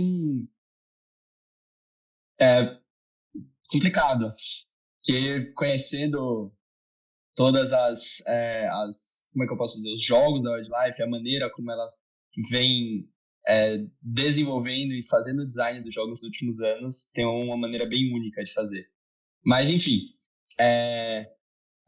agora, assim, galera, eu queria até trazer um pouquinho para vocês, porque a gente já tá mais de 1 hora aqui, E as meninas aí estão 2 horas da manhã, 3 horas da manhã quase. Eu não queria também a gente estender muito, porque no roteiro que eu fiz aqui, a gente ainda podia ficar mais umas 3 horas tranquilo. Então, para ver o que é que vocês querem realmente pra gente falar aqui. Tem várias perguntas que vocês fizeram que a gente não respondeu ainda. Tem uma coisa particular das meninas, que é a questão de trabalhar fora, de processo seletivo fora, que eu acho que seria bacana. E a gente ainda teria algumas outras perguntas de como ganhar experiência, o que é que um game designer pode fazer para ganhar portfólio, enfim. Então, eu queria ouvir de vocês aqui no chat o que é que vocês querem mais, assim, dessas 3 opções para a gente seguir aqui. Experiência internacional, perguntas do chat ou falar sobre portfólio. A gente pode pegar 2 aqui, eu acho que se pegar 2 dá pra gente finalizar bem. Acho que uma coisa inteligente seria fazer assim, ó. Experiência internacional, portfólio e o que eu falei depois? Perguntas do chat. E aí as 2 que tiverem mais, vão votando aí com os negocinhos aqui. E aí a gente decide aí o que é que vai ser. Agora, é isso. Só foca em um só pra eu ter uma ideia. Pronto. Ó, tô vendo o portfólio ganhando força aqui, ganhando tração. Vai votando aqui. Eu vou dar 1 minuto de votação. Portfólio. Perguntas do chat. Tá parelho aqui. Dou-lhe uma. Dou-lhe 2. Do portfólio ganhou muito aqui, disparado. Então, vamos começando com o portfólio. E aí, depois a gente vai para as perguntas do chat. Portfólio. Como é que você faz? Como é que você cria seu portfólio como UX UI? E aí, eu acho que, vindo de alguém leigo na área, quais são as maneiras que você vai criar dentro da empresa? Então, o que é que constitui portfólio na empresa que você trabalha? E você sendo um cara indie, ou seja, às vezes você não está na empresa ainda, você está numa faculdade, você está em outros lugares, como é que você consegue criar esse portfólio para que você consiga, né, passar nos processos seletivos? Começando com a Brena, que acabou de falar, que aí já está quente mesmo. Opa, e ok. Tá. Primeiramente, você tem que saber mais ou menos a vaga que você vai, tá, né? O que eu faço sempre é, tipo, eu dou uma olhada na vaga e em toda a estrutura, né, que eles colocam lá. E assim, eu tenho um site. Eu tenho um site que é o brenacardoso.com. E ele é o meu portfólio. Então, tipo, se as pessoas procuram meu nome, se as pessoas estão no meu LinkedIn, elas vão direto pro meu portfólio. Então, tipo, isso dá um ar mais profissional também. Eu acho que eu já cheguei a ver, acho que o Batista, né, ele também é game designer, né, eu cheguei a ver que ele tem essas dicas também na parte de design. Então, eu acho importante você deixar um pouquinho mais profissional. Eu trabalho com o Adobe Portfólio, então você pode criar algumas páginas, né? Tipo, esse aqui é o meu portfólio para UX, esse é o meu portfólio para UI. Esse é para os dois. Então, isso me ajuda, tipo, a meio que saber qual vai ser a vaga que eu vou mandar, então isso me ajuda bastante, sabe? E também é um pouco de UX também, sabe? Seu portfólio. Tipo, o meu portfólio é todo criado para deixar uma pessoa assim que tanto de RH como de tanto uma pessoa de produto ou uma pessoa que seja game design que olhe assim, ele veja tipo todos os processos que eu fiz e eu coloco os melhores jogos, né, as melhores coisas que eu tenho ali no começo e aí eu vou descendo para aplicativo, que eu ainda deixo um aplicativo ali para mostrar que eu tenho uma base enfim, em outras áreas. Mas é assim que eu estruturo meu portfólio. É uma coisa que ajuda bastante, acho que foi o Maurício que falou, que é você manter uma certa frequência em LinkedIn, tipo, compartilhar, falar coisa. Quando eu estava procurando, eu estava ativamente, né, postando, compartilhando coisa, e eu acho que isso me ajudou também a ajudar a conexão a chegar até mim. porque você precisa ver pessoas vendo seu portfólio para você ter pelo menos uma visibilidade também, né? Mas é basicamente isso. Todo o portfólio que eu fiz está em inglês também, é importante pontuar. O meu primeiro portfólio era em português, então, tipo, eu acho que isso não me ajudou muito no começo. Quando você deixa ele mais internacional, te ajuda bastante. E durante o meu portfólio, eu tenho os meus trabalhos, eu tenho sobre mim, eu tenho uma página de contato. De vez em quando eu recebo alguma coisa no meu e-mail. E durante esse meu About Me, né, que é sobre mim, eu deixo o meu currículo lá embaixo, que aí o RH chega, ele vai baixar no Drive e vai levar para, não sei, para levar para deixar enfim, lá no arquivo dos candidatos, talvez. Então, tipo, acho que isso também ajuda, né? E uma coisa que me ajudou muito durante a criação do meu About Me e também do meu currículo foi olhar outros currículos e outros portfólios de pessoas que já estão na indústria, sabe? Tem ali de UX da Blizzard, né, que é a Sardinha, que ela também é de Manaus. E eu fui Nossa. e, tipo, eu comecei. Você não sabia? Incrível. Manda o LinkedIn dela, vou encher o saco dela pra ser mentora. Por favor. E aí eu fui olhando as coisas que ela fazia, e aí, tipo, eu pegava um pouco do que estava escrito e ia montando ali, porque eu acho que meio que ajudava esse emaranhado de informações para meio chegar ao que o teu entrevistador vai querer. Tanto que já mais de uma vez já falaram assim, nossa, eu olhei seu portfólio e eu achei tudo que eu queria. Eu falei assim. Então, eu acho que é um pouco disso. É um pouco de trabalhar com UX se você trabalhar no seu próprio portfólio, de tentar entender o que é mais rápido para ler, porque nem sempre todo mundo vai ler uma página inteira, pelo menos simplificar e mostrar o seu processo, eu acho.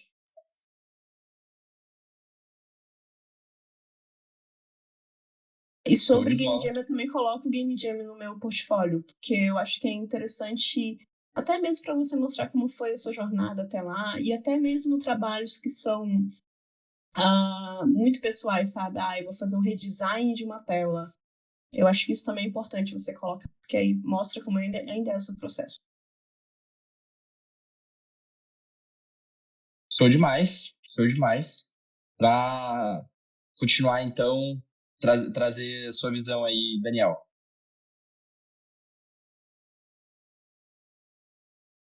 Vamos lá. E aí eu posso até dar uma perspectiva um pouco diferente de um cara que está no processo de seleção, né? Eu estou na outra ponta ali, analisando portfólio, analisando currículo, né? Eu participei aí de alguns processos nesse sentido. Uma das coisas que eu mais sinto em termos de deficiência, né, das pessoas de UI e UX é que muitas vezes elas não mostram processo. Elas se preocupam em mostrar resultado, mas não mostram o processo. Pega lá um portfólio, tá um bocado de tela, linda, maravilhosa. Tá, mas como você chegou naquilo ali? Cadê o processo? Que metodologia de design você utilizou? O que você fez? Você fez uma análise de benchmark? Você fez uma jornada do usuário? Você fez um fluxo na navegação? Aquela tua tela maravilhosa tem um wireframe por trás daquilo? Eu sinto, muitas vezes, que as pessoas se preocupam em mostrar o resultado final, né? O bonitão lá, interface, piscando, telinha, botãozinho maravilhoso, paleta de cores sensacional, escolha tipográfica, tudo maravilhoso. Mas eu quero ver o processo. E aí, às vezes, eu sinto que os portfólios, às vezes, eu faço meia-culpa enquanto parte da formação dessas pessoas, mas às vezes é uma deficiência de formação das pessoas mesmo. A galera que vende produto digital, às vezes ela já está um pouco mais tarimbada nesse sentido de mostrar processo, de mostrar de onde vieram as decisões de design que foram tomadas, né? E eu acho que é muito... Eu fico encantado quando eu vejo um case de portfólio onde a pessoa se sedimenta as decisões dela baseado em dados, baseado em design, baseado ali no que o usuário pediu, na dor do usuário.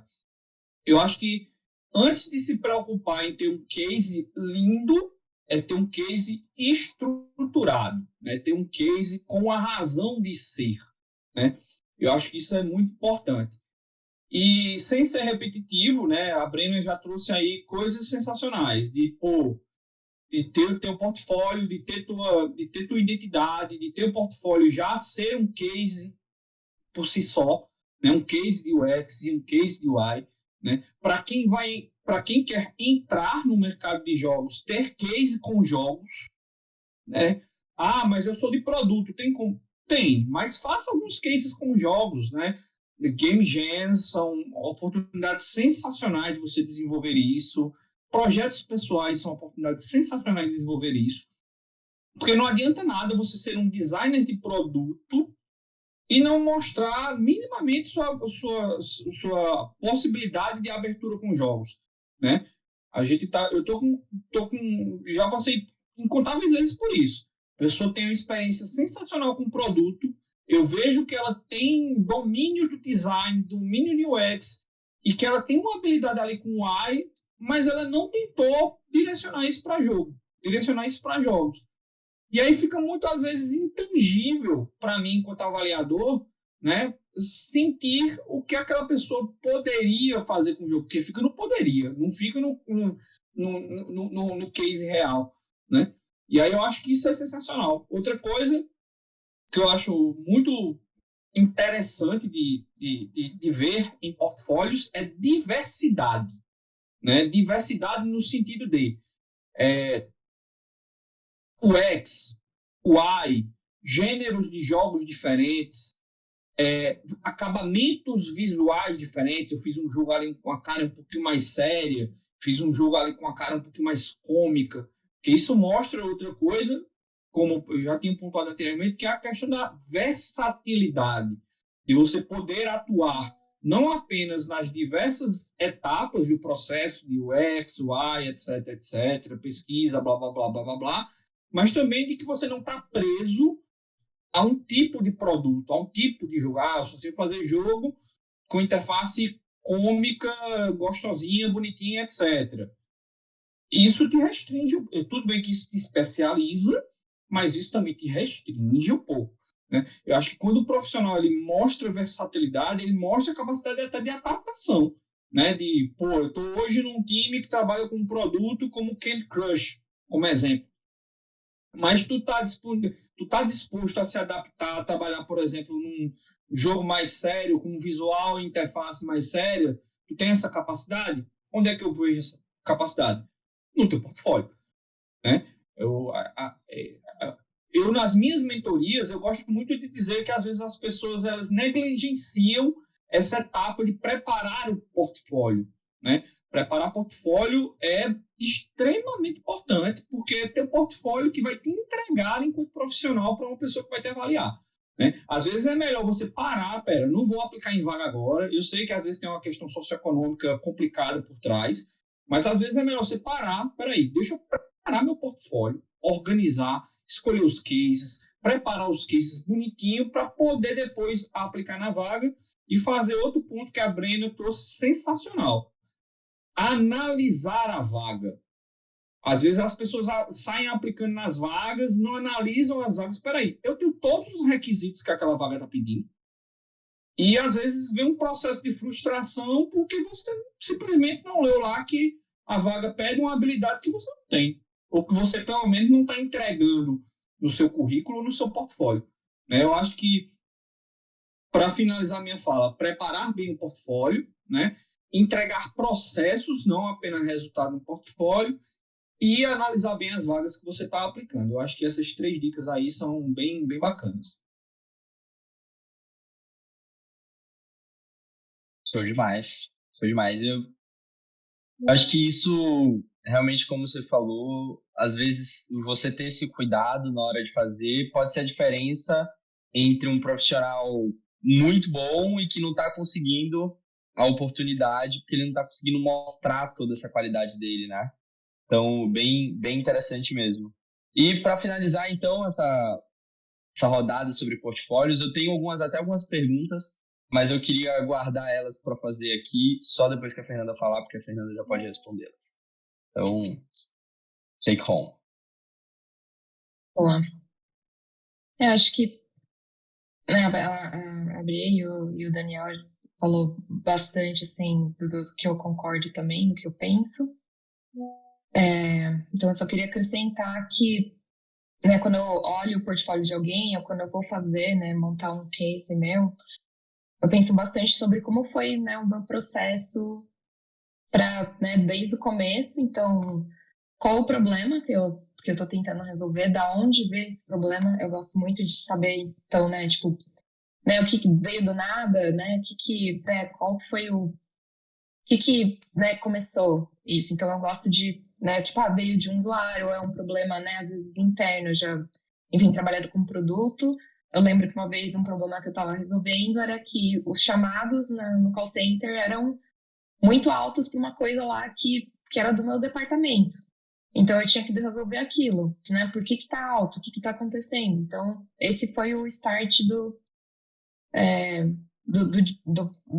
que eu ia resolver ali dentro do design. Eu gosto muito de ver também né, como que você vai medir o sucesso do que você propôs, né? Mesmo que seja, às vezes, um case fictício de alguma coisa, ou até um trabalho que você não pode, por algum motivo, né, falar, né, quais foram as métricas, mas você pode falar, né, tipo, ó, isso aqui, né, e tá junto com o problema, né? Então, putz, eu quero aumentar o número de pessoas completando o onboarding desse jogo, né? Então, isso já é uma métrica, entendeu? Tipo, mesmo que você não tenha os números, né? Esse foi o seu norte de, tipo, né, como que eu vou medir o sucesso daquilo que eu tava resolvendo, que eu resolvi. E a outra coisa que eu gosto de ver, né, nos cases é o que você fez, né? Porque tudo que a gente faz, pelo menos, né, no trabalho mesmo formal, é um trabalho em equipe, né? Então, não é uma coisa que depende só de você ali, não, putz, eu fiz tudo isso aqui sozinho, não, né? Então,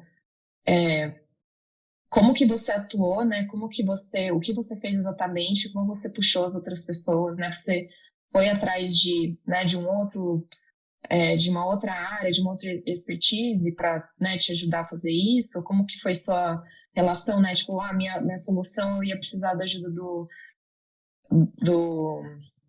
UI artist, né? Então, como é que vocês fizeram? O que você entregou para ele? Qual foi ou para ela, né? O que aconteceu depois disso? Então, é o que o Daniel e a Brena falou, né? Então, é ter todo esse processo bem estruturado.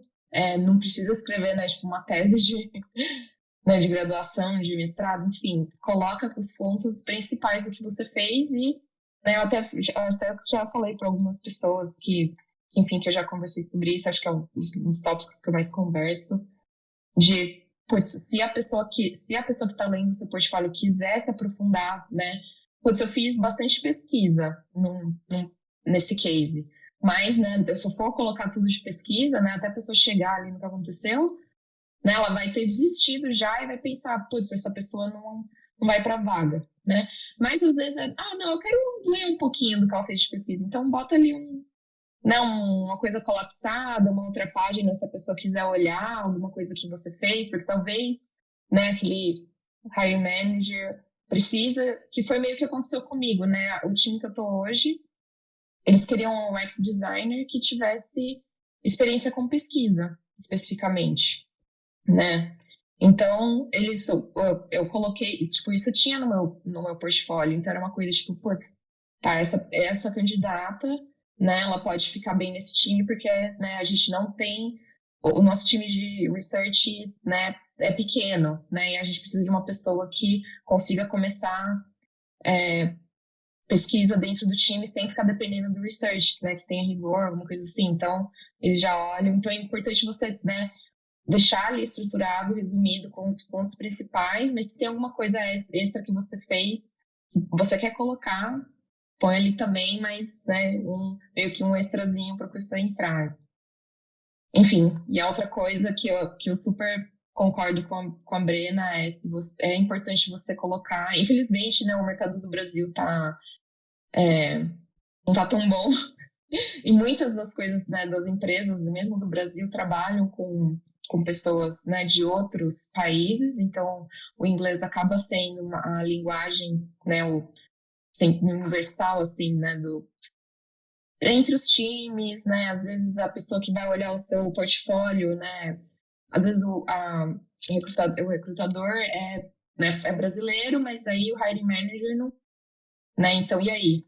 Né, como é que vai ficar, né? Às vezes o recrutador achou bom o seu portfólio, mas porque não está em inglês, ele não vai poder mostrar para a pessoa que é né, responsável pela vaga, então, putz, e aí, né, como é que faz? Então é importante você investir aí em colocar as coisas em inglês, prestar atenção na gramática, mostrar que você, né, se dedicou em fazer aquele case e, enfim, tudo o resto que a Brena e o Daniel falaram de, né, se você veio de produto, né, de outros produtos, né, por que você quer ir para jogos, colocar então, né, que você participa de game jams, que você está, né, interessado em ir para a área,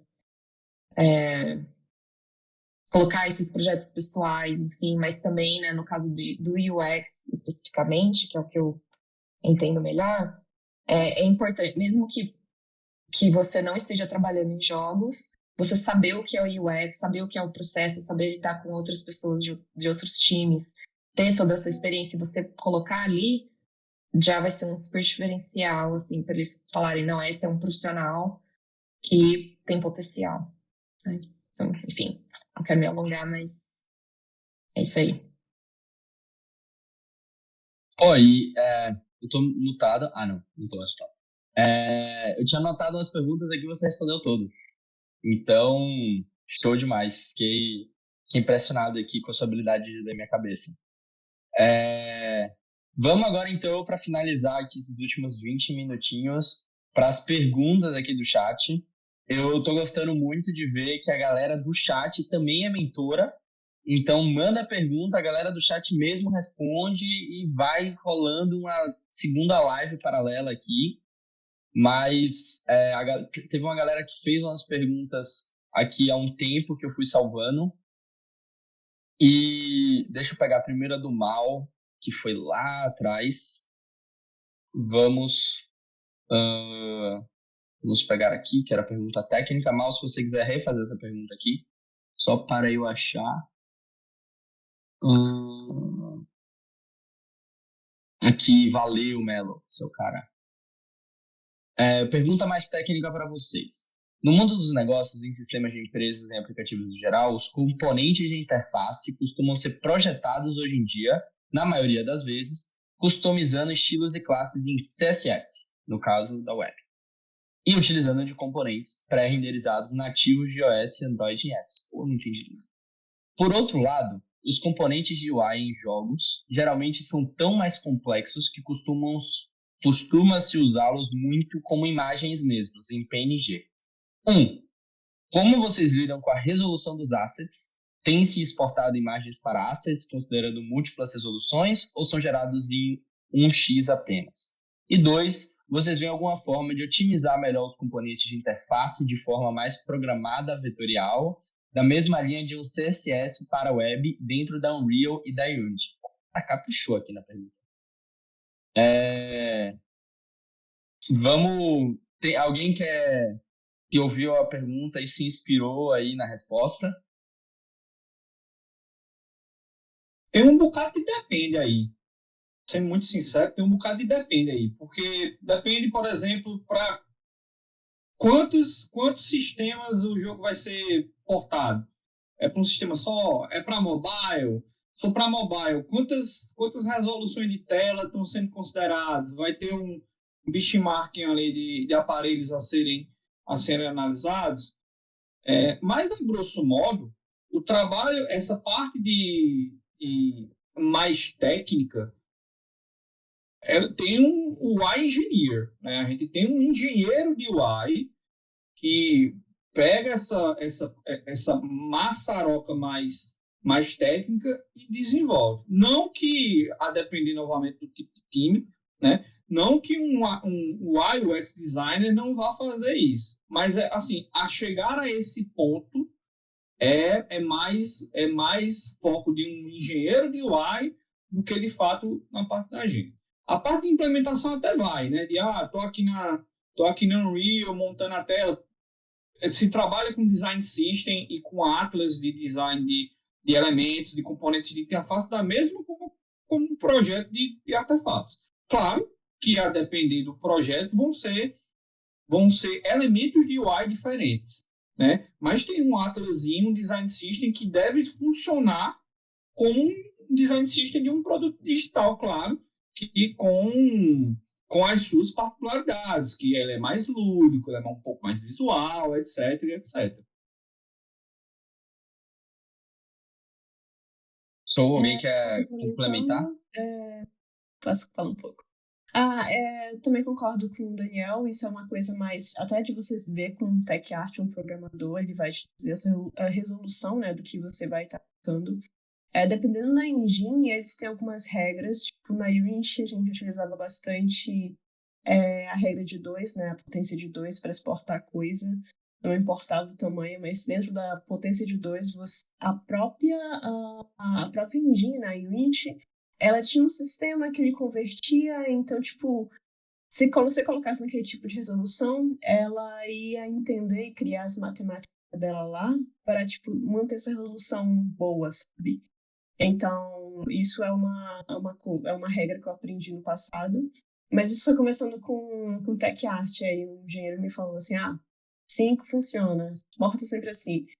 E uma outra questão é que, tipo, depende muito, tem que tomar muito cuidado com o componente de UI se você for exportar, porque performance de UI é muito complicado para jogos, é muito difícil você achar uma empresa que vai falar assim, nossa, não coloca tanto isso aqui não, tanta camada, porque vai pesar dentro do jogo. Então, tipo, tem toda uma conversa que tem que se ter com quem está programando e aí determinar como que é a melhor forma. E se tem uma forma de otimizar esse processo de interface, sinceramente, você tem que ver com alguém que é de programação. No jogo que eu trabalhei para console, eles fizeram... O meu tech art, ele fez um plugin que eu automaticamente coloria e criava temas específicos para cada mundo do jogo. Então, tipo, eu falo assim, nossa, eu tô colocando isso aqui, eu vou colocar isso tudo em todos esses 4 mundos, meu Deus, vai aumentar demais o tamanho do jogo. Aí ele falou assim, eu consigo fazer pra ti, aí você só coloca aqui as cores ou mexe aqui no shader, umas coisas assim, essas línguas aí de tech art.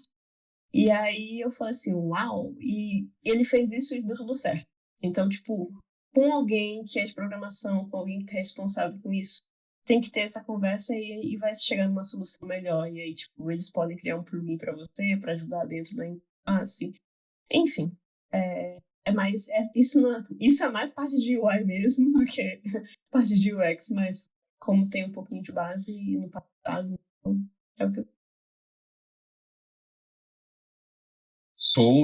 O Mal, ele fez como eu falei, não entendi exatamente os detalhes da pergunta, então não sei se você chegou a matar a segunda parte, que é alguma forma de otimizar melhor os componentes de interface de forma mais programada, vetorial, na mesma linha de um CSS para o web dentro da Unreal.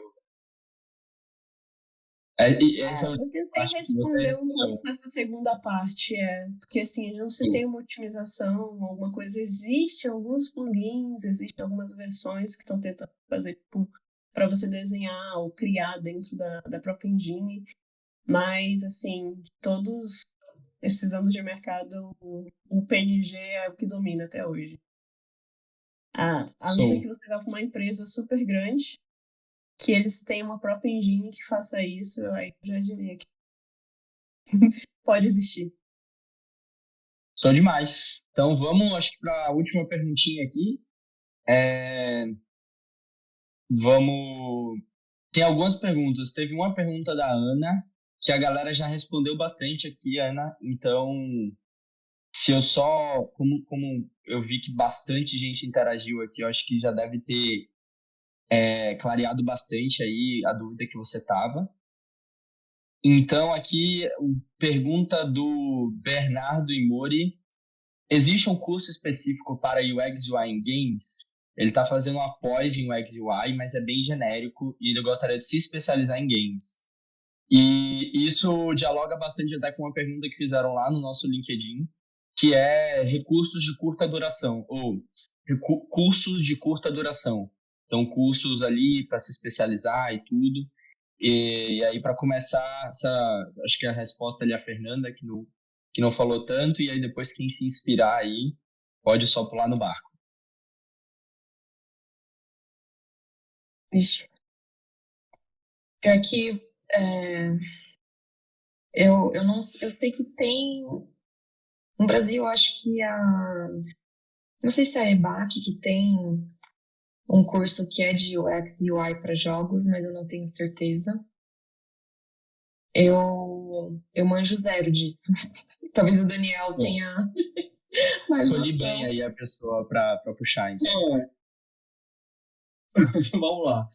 No Brasil, hoje, a gente está bem carente. Né? Assim, eu queria ter tempo, na verdade, tempo e disposição física para pensar num curso a nível pós-graduação em UX para jogos. Fora, a gente tem alguns profissionais, né? Tem um curso de um profissional, né? Que eu esqueci o nome dele, mas depois eu pego o link, né? Como eu não tô, eu tô no celular, né? Hoje resolveu cair a internet aqui na minha cidade, que é bem bacana. Eu já vi o que é o curso, né? Mas é um curso que é muito caro. É um curso que é $3.000, né? Porra. E aí hoje, infelizmente, a gente não tem. Pois é. Mas é um cara que ele tem por que tá cobrando aquilo ali. Mas o curso em si também não é nada do espetacular. Sabe? Assim, não é, meu Deus, olha, eu saí daqui, o Batman da UX em jogos e vou resolver tudo. Não é também, né? Mas hoje, infelizmente, a gente vai ter muitos cursos de curta duração, né? Não é BAC da vida, não é Alura da vida, a gente vai ter ali cursos relativamente pequenos que vão lhe dar um geral da coisa, né?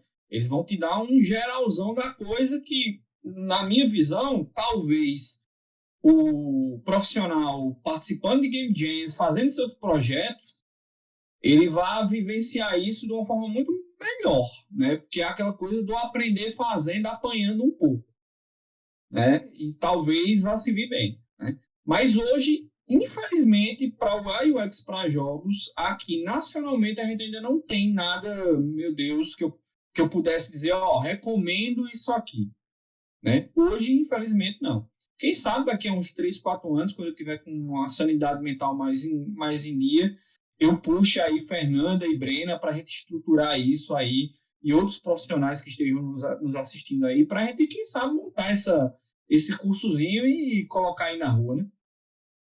Eu vi mentorias classes, curso dos... Pô, olha, o BizDev vai trabalhar, hein?